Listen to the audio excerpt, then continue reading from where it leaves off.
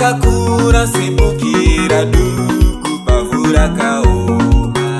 Iye hapana chinhu chimwe chete chaitarisika pari kuti ndiye.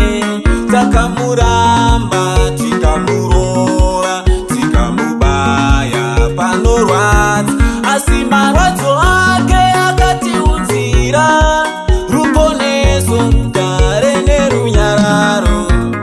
Timambo, aiwa timambo, Jesu ndiye mambo, aiwa timambo, namata ndiye mambo, aiwa timambo, Jesu ndiye mambo, aiwa timambo, rumbiza ndiye mambo, aiwa timambo, timambo, timambo, aiwa timambo, timambo, timambo, aiwa timambo, timambo, aiwa timambo.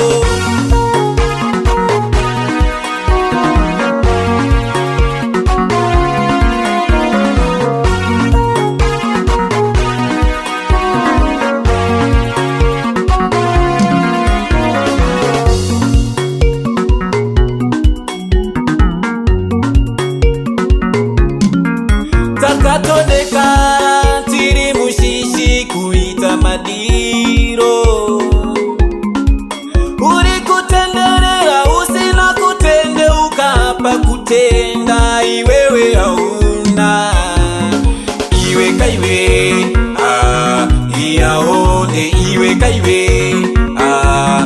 iaonde, iwe kaiwe iaonde, iwe kaiwe iaonde.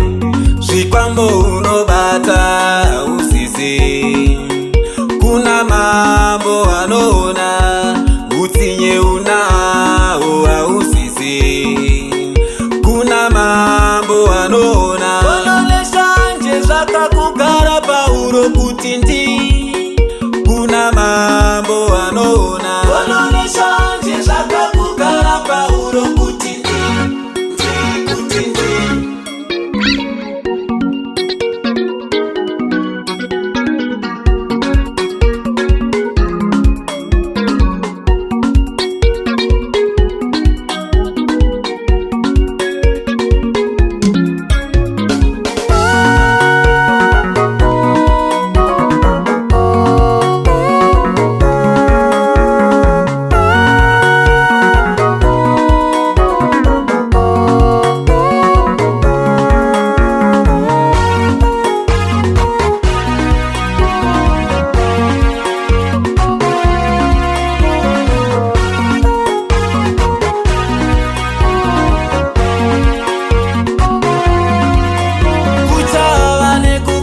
Gena kwemeno mambo achipa mutongo wake, wakaitei wakabatei nenyasha dzose.